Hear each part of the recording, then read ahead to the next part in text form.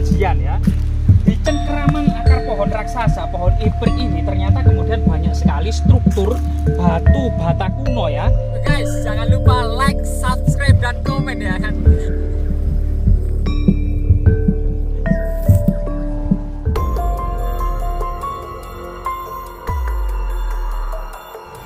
Pemirsa, kali ini kita terus ya membuka, menyibak, dan mengungkap sejarah yang terpendam. Jadi peradaban yang hilang adalah peradaban yang tidak dituturkan secara generasi for generation. Jadi dari generation turun generation itu tidak kemudian diceritakan secara turun-temurun. Akhirnya sejarah peradaban yang besar dan gilang gemilang di masa lalu telah punah. Di belakang kita ada semacam punden keramat yang menyimpan jejak-jejak artefaktual, ekofaktual, dan fitur serta makna sejarah yang sangat luar biasa sekali.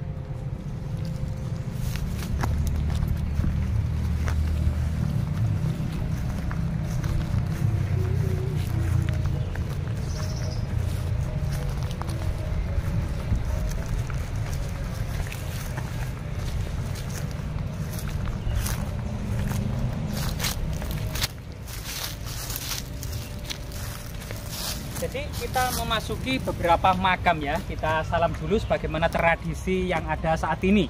Assalamualaikum ya alal kubur fa inna insyaallah bikum lahikun. Salam kepada seluruh ahli kubur, dalam waktu dekat maupun lama kita akan menyusul juga. Di cengkeram ya, di cengkeraman pohon beringin ambulu kalau nggak salah, ini eprik bahasa lokalnya ini. Ini ternyata penuh dengan struktur batu bata kuno era Empu Sindok abad ke-10 Masehi. Rahayu, rahayu, rahayu.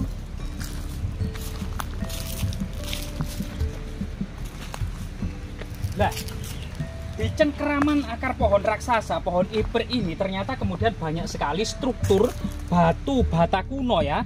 Dan ini banyak sekali bersifat fragmentaris, termasuk pecahan tembikar ya. Nah, di sini ada banyak sekali pecahan tembikar. Mungkin ini adalah gentong, genuk, buli-buli, ngaron, atau kendil, atau mungkin juga wadah air jambangan ya. Banyak sekali memang tembikar ini nama-namanya sesuai dengan ukurannya masing-masing, memiliki nama yang berbeda-beda.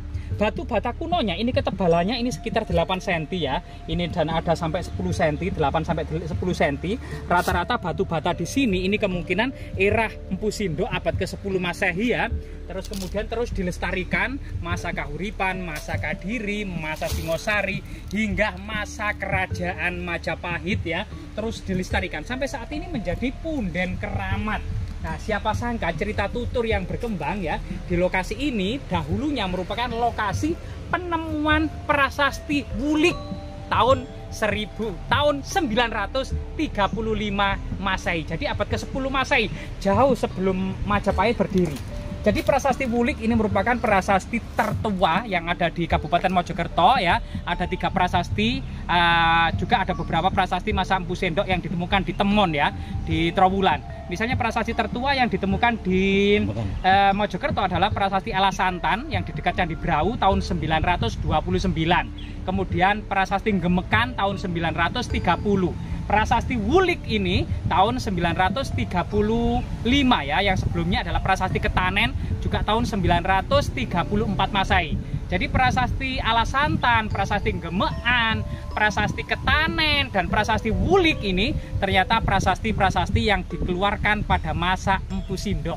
Empu Sindok sendiri memerintah Jawa Timur, mendirikan kerajaan Medang dalam dinasti Isana yang memerintah antara tahun 929 sampai kemudian tahun 947 Masehi. Sehingga kemudian prasasti Alasantan itu adalah tahun pertama ketika Empu Sindok memerintah Jawa Timur. Dan tahun 935 ini memang sudah beberapa tahun ya, atau 6 tahun setelah kemudian pemerintahan Empu Sindok. Jika kita lihat secara artefaktual gitu ya, rahayu, rahayu, rahayu. Jadi di sini juga ada semacam batu sungai ya gitu ya, berbentuk seperti datar ya, seperti meja batu persajian ya. Nah, berbentuk meja batu persajian, dan di lokasi ini juga ada semacam balok batu candi. Jadi di sini ada semacam balok-balok batu candi yang sangat besar gitu ya, kemungkinan bagian dari pondasi struktur bangunan suci di masa lalu. Dan batu batanya cukup besar juga seperti ini ya. Jadi fragmen batu batanya ini sangat besar sekali. Jadi sangat besar dan sangat berat ya. Diduga fragmen batu bata seperti inilah memang batu bata abad ke-10 Masehi. Sebagaimana kemudian memang diduga lokasi ini memang tempat ditemukannya prasasti Wulik. Jika kita lihat ya, banyak sekali batu bata yang dicengkram akar-akar pohon ya, seperti ini masih dicengkram akar pohon raksasa. Seperti ini di bawah pohon raksasa ini juga banyak batu bata kuno gitu ya. Seperti ini juga ada yang masih utuh ya. Nah, ini masih utuh ini yang dicengkram pohon raksasa ini. Nah, ini adalah ciri-ciri yang nampak dari batu bata kuno abad ke-10 Masehi. Dan seperti ini cukup banyak sekali. Nah, jadi sebenarnya ya, prasasti Wulik disebut juga prasasti Bakalan karena memang ditemukan di desa Bakalan. Dan lokasi penemuannya diduga di sini. Sebuah dahulunya kemungkinan struktur ya, batu andesit, batu bata termasuk kemudian batu bata kuno berbentuk kotak ya. Kemudian ada beberapa umpak yang menandakan sebuah cungkup ya, sebuah cungkup yang terbuat dari kayu. Kemungkinan atapnya tersebut bisa dari sirap ya, kayu-kayu tipis dibuat genteng atau juga semacam ijuk enau seperti pura-pura yang ada di Pulau Bali.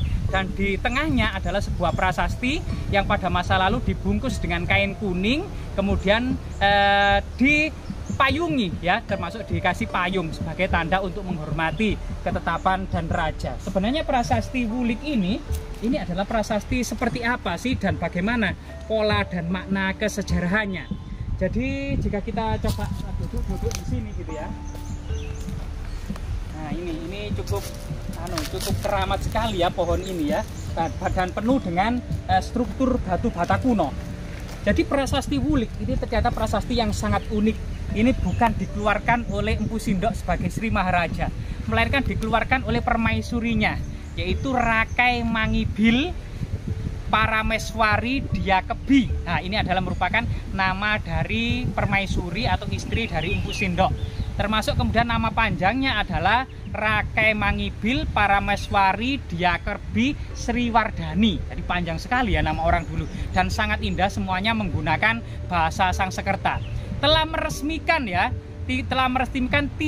bendungan atau ikatrini ya. Ikatrini artinya tiga sebuah bendungan atau dawuan ikatrini, bendungan yang 3. Antara lain adalah I Buatan Wulas, I Buatan Tamya, dan I Kahulunan.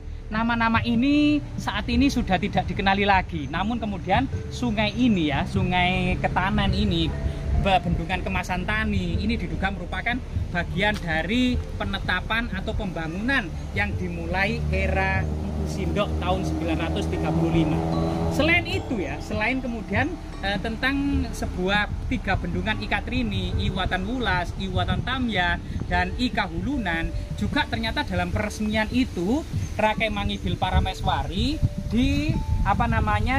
ditemani oleh Samget Susuhunan, yaitu salah satu pejabat tinggi, pendeta yang kemudian mengiringi dalam prosesi penetapan bendungan-bendungan tersebut.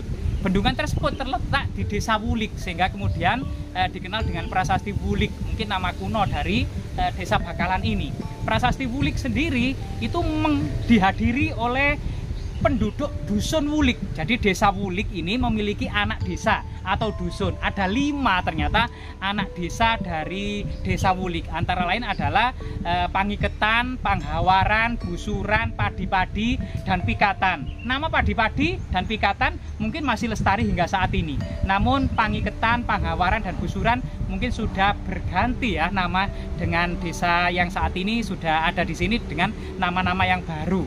Sehingga kemudian termasuk kemudian dusun-dusun tersebut diundang, bahkan kemudian Parameswari Diakebi juga membagikan ya 1 kain dengan satuan yu ya, dan kemudian emas yaitu mata uang pada waktu itu yang beredar dengan satuan massa.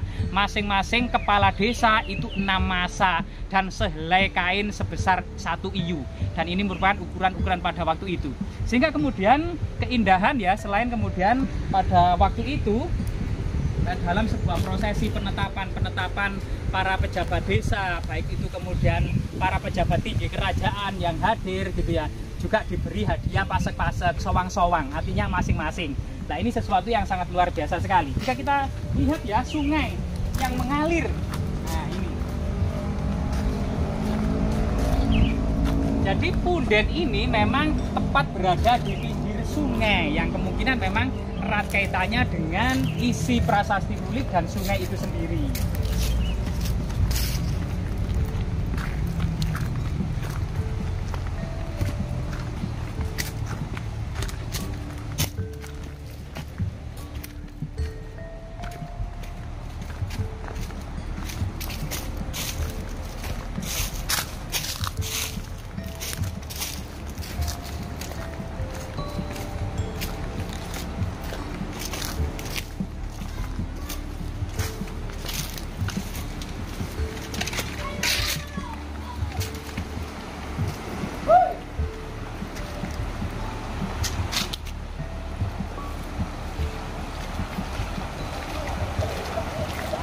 Jadi kemungkinan salah satu sungai dari pembangunan bendungan adalah ini ya, saat ini menjadi Sungai Bakalan dan masih digunakan aktivitas anak-anak untuk mandi. Artinya sungai ini sangat jernih meskipun prasasti Wulik itu lebih dari 1000 tahun yang lalu. Bahkan dalam prasasti itu dijelaskan karena memang penduduk Wulik itu kemudian bergotong royong untuk merawat 3 bendungan Ika Trini tadi, Wuatan Wulas, Wuatan Tamya, dan Ika Hulunan, maka desa Wulik ini dibebaskan dari segala pajak dan pungutan, ditetapkan sebagai status tanah sima perdikan. Dan kemudian kalau ada permasalahan di desa Wulik itu menjadi hak istimewa dari masyarakat desa Wulik itu sendiri. Misalnya waluh rumambat ing natar, yang artinya mengambil hak-hak orang lain. Nah, ini diistilahkan dengan waluh rumambat ing natar atau labu yang merambat di latar ya, di halaman rumah. Atau mungkin mayang tanpa uwah, yaitu mayang tanpa uwah itu artinya bunga kelapa tidak berbuah, yang artinya adalah orang-orang yang berjanji itu ingkar janji pada waktu itu juga merupakan sebuah kejahatan yang kemudian itu menjadi hak masyarakat desa Wulik ya. Nah, tadi kerajaan itu sudah lepas tangan karena memang desa itu ditetapkan sebagai tanah status sima perdikan, termasuk kemudian Wangkai Kabunan ya, atau disebut Wangkai Kabunan atau Bangkai Berembun. Ini istilahnya untuk menyebut pembunuhan berencana. Ini juga merupakan hak prioritas masyarakat desa Wulik karena ditetapkan sebagai status desa perdikan. Sehingga kemudian sungai yang ada di sini sangat erat kaitannya dengan sejarah yang terdapat di prasasti Wulik, seorang perempuan yang turut andil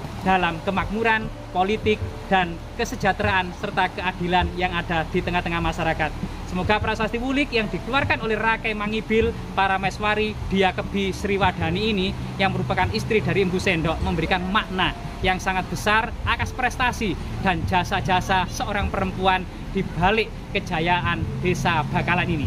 Semoga bermanfaat.